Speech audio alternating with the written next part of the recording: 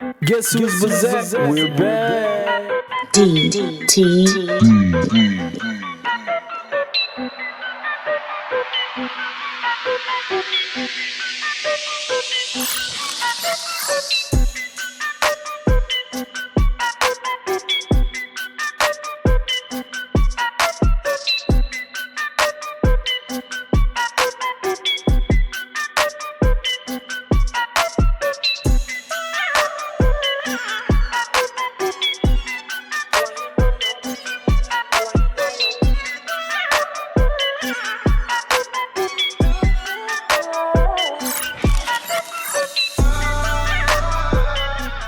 Hey, what's going down, everybody, man? It's your boy Diego Brown, man. Want to say thank you guys for tuning in to D-Talk TV.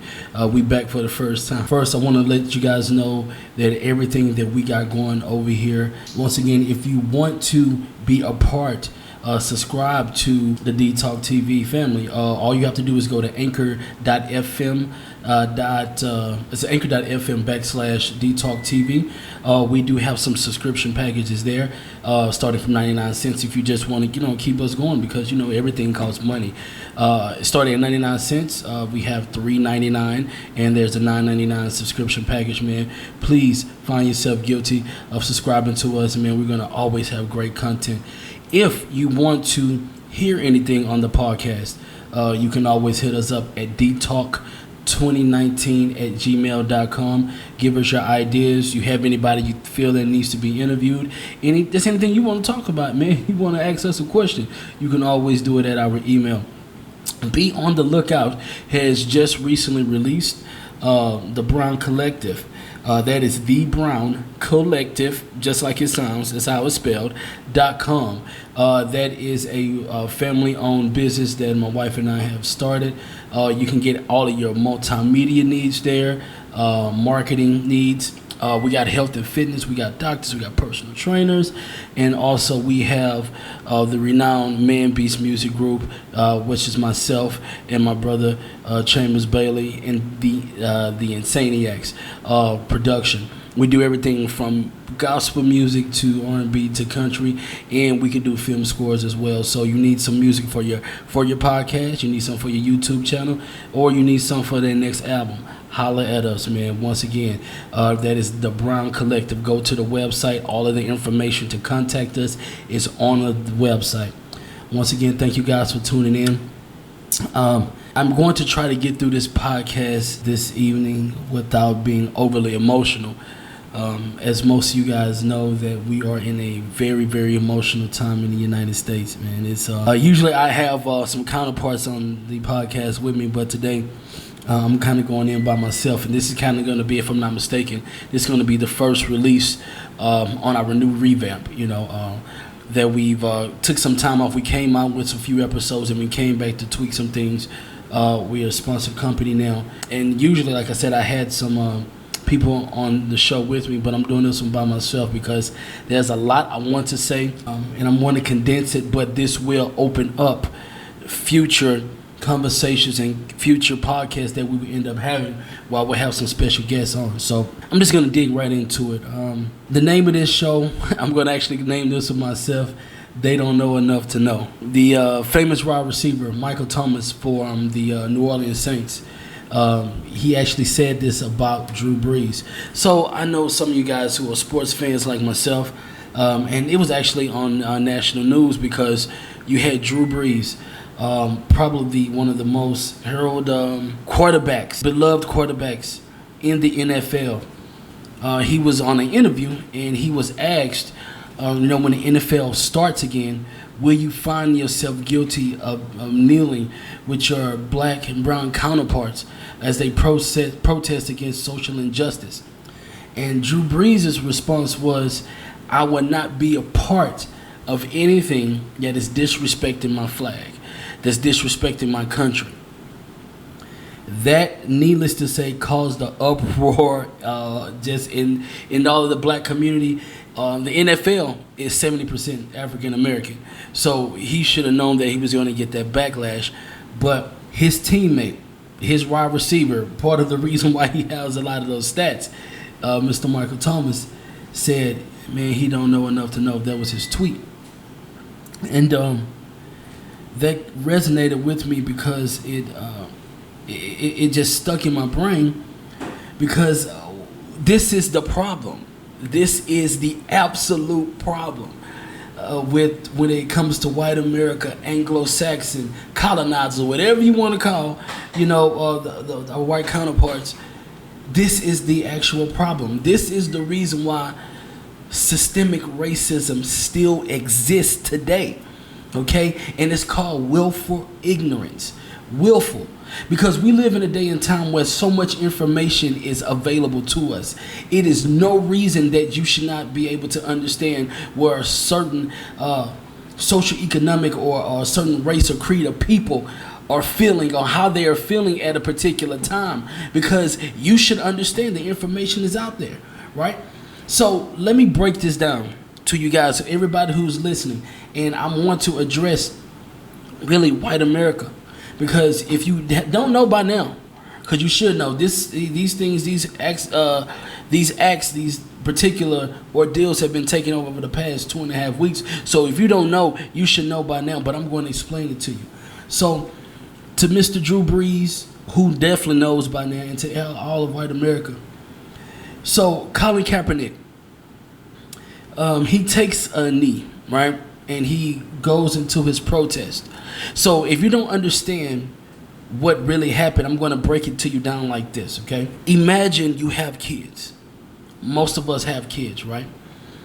You tell your kids, hey kids, I want you to go into your room and I want you to clean up this room spick and span, right? This is, as a matter of fact, this is dad tells the kids, go into your room, I want you to clean up your room spick and span. I want you to do a great job. I want you to do it so good, you're going to make me proud. So your kids go into their room and they clean up the room. They do it even better than if you were to hire somebody to do it for you, right? So this is what happens. And then mom comes home from work. Mom looks at the room and she beats them. She tears them apart. And even more so, I guess the hurt behind it is after mom beats them, the kids come and run and ask Dad, why didn't you come and save us? Or why you didn't let mom know this is what you told us to do? And Dad's response is, well, she's your mother. She has the right to do that. White America, that is systemic racism. That's exactly the example of it. That's the best way I can explain it to you. Because what Colin Kaepernick did, okay? So if y'all don't know anything about the history of the protest, at first and it was right after Eric Gardner was murdered. And we're going to talk about Eric Gardner a little bit later. He sat down on the bench while the American flag was waving and they were singing the national anthem, things of that sort. And he sat down on a bench, right? That was his protest, which is his American given right, okay? We live in two different Americas, but we're going to talk about that too in a parking like that. So he sits on the bench, and a Green Beret sergeant who has been to war, who has fought for this country, goes and tells Colin Kaepernick, hey, Colin, let's not do that, man. I don't want you to disrespect the flag or disrespect the veterans who have fought and risked their lives for this country. What I want you to do is, and this is what we do in the armed forces, we kneel for our fallen comrades, our fallen soldiers. We kneel to show respect to the country and show respect to the flag, while still letting everyone know that we are remembering them, i.e., kids, go clean up your room. Kids are doing what their father told them to do. Colin Kaepernick does what a veteran tells him to do. He kneels, right?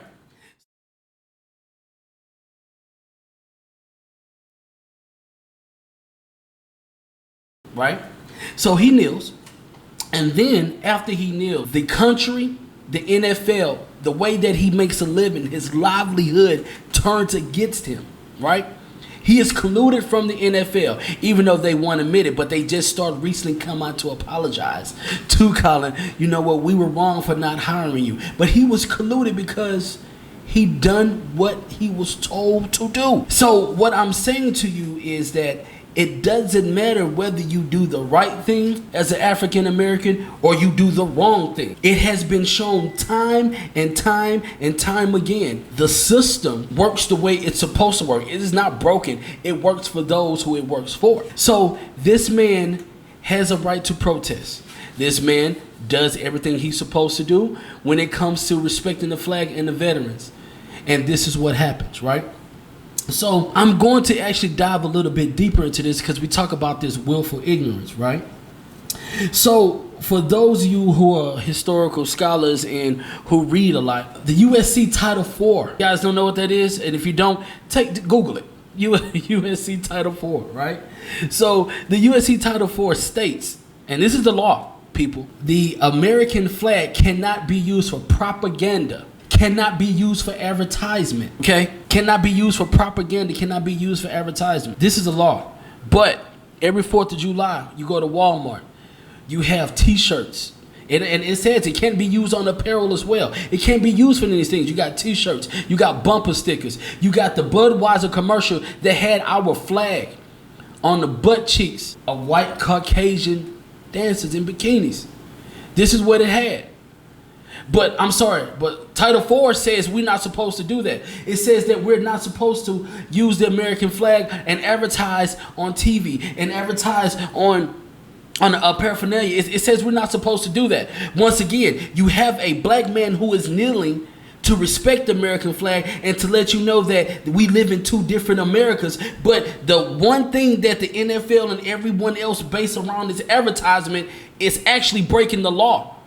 But no one speaks about that. But what we do speak about is a black man in his American given right to fight for his people the best way he knows how. We live in two different Americas, man. And like I said, I'm trying not to get emotional thinking about this because it goes so deep. And I'm just going to go through surface level things today because we have too many more podcasts to do about this. So Drew Brees says, you know, my grandfather fought in World War II, and what about those veterans and people who have given their life for this country? Drew Brees and any other Anglo-Saxon Americans who don't understand this, and I'm just going to use World War II. I'm not even going to jump to any other wars. I may mention some a little bit later, right? So World War II, for those you do not know, there was 125,000 black soldiers who fought overseas, okay? 125,000. Now, this is what has been documented. It's probably more or less, who knows. But right now it says 125,000. Only 708 were killed overseas. Only 708. So you know what that means? That's 229,000 came back to America. They went and fought for their country. And they get back to America, and they have to endure Jim Crow. 250 years of slavery, 100 years of Jim Crow. And for those of you who do not understand what Jim Crow was, so imagine you are blessed to make it through war. And I've never been in war, even though I'm a black man in America, so I kind of can have an idea just a little bit, but I've never actually been in combat. But let's just say you're blessed enough, you're fortunate enough to make it through war. Through the psychological warfare, through the physical warfare, you look to the left and you see your countryman, your veteran, your brother who is in arms, who may get killed or leg blown off or body is in contusion. I mean, all sorts of different things, hemorrhaging. And you make it through that to come back to the country that puts you in this Jim Crow era where I've read about, and I'm going to give you guys this information, man. You guys can go and look up EJI, that's Echo Joker India.org. Read the report of the black American veterans that were, oh man, it was acts of terror done against our people when they came back over here. So just imagine, like I said, you make it through this, by the grace of God, you make it back over and you get off the plane and someone of not your skin hue, a white American, kills you because you have on a army uniform, you have on a flag, the patch on your arm, and you mean to tell me that I'm supposed to feel the same way about America when my great grandfather and my great uncles fought in this war? You know what? While you were over here in your particular restaurant, while you were in your grocery store selling to whoever else around in your community, and then my grandfather comes over and he can't buy an apple because it says whites only. And then not only that, you kill him. You kill the family. You burn them alive. You commit acts of terror. and you tell me that we live in the same America? So my ancestors, they can fight. It just proved to you if 125 went over 700, only 708 died. We can fight, but we come back to our own country that we've been fighting for these laws. We've been fighting for this equality. And you kill us. You sit us in the back of buses. You give parades to other white soldiers. To us, you segregate us, and then you tell us, hey, you know what? I know that you risked your life over in this other country. But when you get back over here, you know those same benefits they had, like the GI Bill, that you want to be able to buy a house and start your family. Nah, you can't do that. It's the color of your skin. But the color of my skin didn't mean nothing when I was over there fighting for these rights that you put in this Constitution. Once again, man, we live in two different Americas. Like I said, I'm not going to go into the other wars because it's a long spiral. It's definitely a long spiral. But I want to put this into another different perspective, right? So you kind of understand the reason why black folks, and as we look at these different protests and things of this sort, it really hasn't been it's been a lot of black folks, but what's really touching to me, and I want to thank all of the other races, the whites, the Chinese, the between 86 million to 90 million people. So what that lets me know, now, for those of you guys who really don't know, like the demographics over here in America, we only make up 12.7, a little bit less than 13% of the population here. So, which is around 40, 45, 46 million people. So if there's 86 million people, 90 some million people, you know what that tells me? That, and all of us, all 46 million of us are not been out there protesting. That means probably more than 60% of the people out there protesting against this systemic oppression don't look like me. So I definitely want to thank all you guys for being out there who's actually fighting on the front lines, because what happened in these past couple of weeks is that America was put on blast. We was made really transparent on what has really been going on, and it's in a lot of other countries too, man. I was looking at Paris and Austria and some of the other countries who would end up having these same protests. You know what? It's because the world is tired, man. Like, it really is. The millennials and Generation X, like, you know, we're out here trying to let you know, guys, know, man, this cannot continue to happen. This definitely cannot continue to happen. So once again, like I said, I'm going to put this all into a really beautiful package for you, right? America, and this is the things that we are really upset about. You talk about looting and protest. So the American Revolution, you're under British rule, right? You're under British rule because you are oppressed. Religion and taxes. You leave that country. You come over here to the Americas. First, you sent Christopher Columbus over here, right? He discovered America. Now, he went to Jamaica. Okay, let's keep that real right now. He ended up in Jamaica. And this man helped spearhead what we would call probably the most egregious genocide in the world.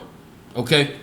So, and when I say genocide, it's because I hear a lot of people say that this land was stolen from the natives, the Indians.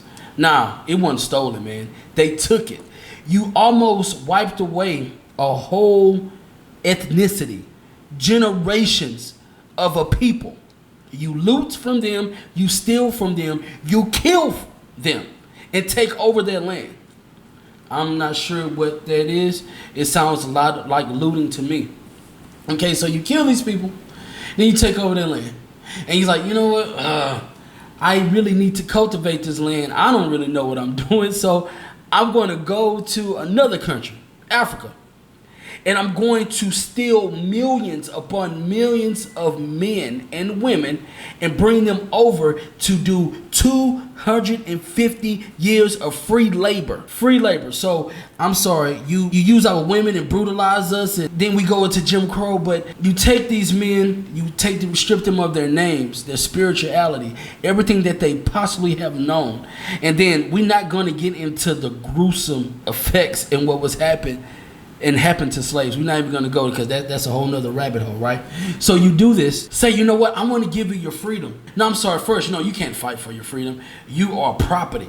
You are one fifth of a human. But Great Britain says, you know what, I want to give you an opportunity to come and fight for us, then you can win your freedom. Then our first president, the first great president that's on the money, because this is what happens, that, you know, you put these American relics, these great men of America, you put them on dollar bills, you put them on national monuments, and you name institutions after them, and then you name Air Force and military bases after them. And so on a daily basis, we have to look and understand and know that these were our oppressors. Thomas Jefferson wrote the Declaration of Independence, but he was also a pedophile and a slave owner. And George Washington was a slave owner, and Thomas Adams was a slave owner. All of these great Americans that we learned, Andrew Jackson on the back of a $20 bill was a slave owner. Once again, okay, so we put all this into this whole little box, and you put this into our history books, and you make us learn this stuff, and you tell us, hey man, Thomas Jefferson and Benjamin Franklin said himself, man, if God doesn't pay us for this, what we have done, oh my God, I mean, this is atrocious. You put all this in this little box, and then we go through this 100 years of Jim Crow, and then you tell us these laws. We're going to make these laws. You have to follow these laws, and you have to follow the government, and you have to actually go through the process and vote your way to the top. And, you know, we had civil rights leaders, Malcolm X, and we had MLK. We're not even going to talk about what they did to Marcus Garvey, how he built Black Wall Street, and then they emulated the Wall Street now that they have after his ideas, but we're not going to end up going into that. And then all these things happen. So it's been brewing. The revolution has been brewing. For anybody who says that revolution can happen without war, you do not know history. History has proven for every war that has been started, that has been lost, that has been won, please understand there was a revolution behind it. Okay, but like I said, we're not going to dig into that. Then we fast forward to 2019. You know what? I'm going to start at 2019. Actually, I'm going to start at 2015. Eric Gardner, a man in Staten Island, New York, the first of the documented I Can't Breathe situations with the cops. He is murdered by police officer while there was 6 others watching for selling loose cigarettes. Man, I know about 8 different corner stores in Houston, Texas right now, and you can buy loosies. 50 cents. When I used to smoke, I used to buy them all the time. But he was selling loose cigarettes. Then, fast forward, he is killed. Fast forward 2020. The cop that killed him is just now, this year, put off the force. He just now loses his job. It is documented, it is on film that he was murdered. So I'm talking about the perfect storm here. That happens. He is murdered. Then you have Ahmaud Arbery, a young 25-year-old who is jogging. He is hit by a car and he is gunned down by 2 white men. So they gun him down. They call the cops, the DA and the cops in the area, they let them go. 2 different Americans. They let them go. They said, nah, you guys didn't do anything wrong. You go home. Not until the footage comes out that these men are arrested. Then you got Breonna Taylor, a black woman that's in her home, like I am recording. Cops come in and shoots and kills her while she's asleep. Then the pandemic is happening all in between this, right? You got 40 million Americans that are unemployed. Of those 40 million, you got over a third who are African American. They file for unemployment. They can't get unemployment. You can't feed your family. You can't do anything. And in this pandemic, African Americans are more likely to catch it 2.5 to 1 to everybody else. So we've been seeing the news. We are being murdered and hunted down in these streets. The pandemic is killing us at a 2.5 more times rate than anybody else. And then the kicker, George Floyd happened. And I want to talk about this because I know this episode is almost over. And I'm actually going to put this in here because for those of you white Americans who talked about this man and his crimes and his past life. So yeah, you know what? George Floyd is from my city. And he was a man who had a checkered past because we all got checkered past, right? He goes and does time. 2 years after he gets out of prison, he says that, you know what, I have to get out of my area. I have to get out of my environment, okay? Because anybody knows that black on black crime doesn't exist. Crime is about proximity. If you are in the area of all of the different bad things that goes on, you might end up participating. So this man leaves the only home that he knows, goes to Minneapolis, Minnesota, takes himself out of his environment, doesn't get one job, doesn't get 2 jobs, gets 3 jobs, and says, you know what, I am going to make my family situation better, I'm going to make my community better, and I'm going to work hard to right my wrongs. Goes to Minneapolis, Minnesota, pays with, a fake $10 bill, which they still haven't documented yet. The cops are called on him 8 minutes and 46 seconds. A cop puts his knee on his neck. This man screams and says, I can't breathe. He talks and screams to his dead mother because he understands he's going to die. That is the catalyst that started this revolution. Once again, we live in 2 different Americas, white people.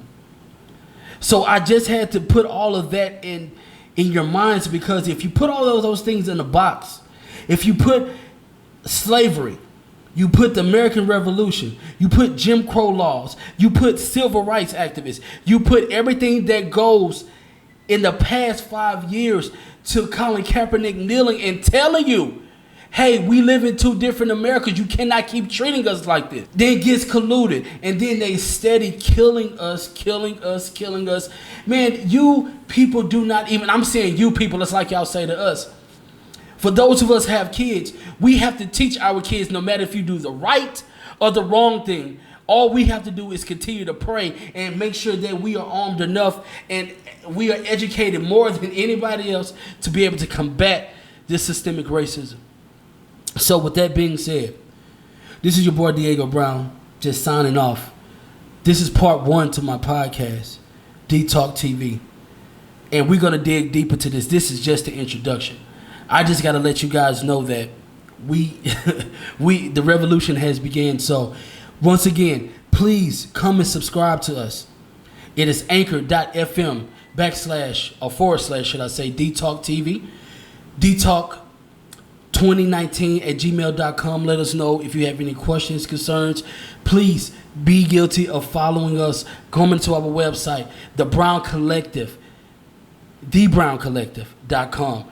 Come and check us out. We love you. We're out. Thank you so much.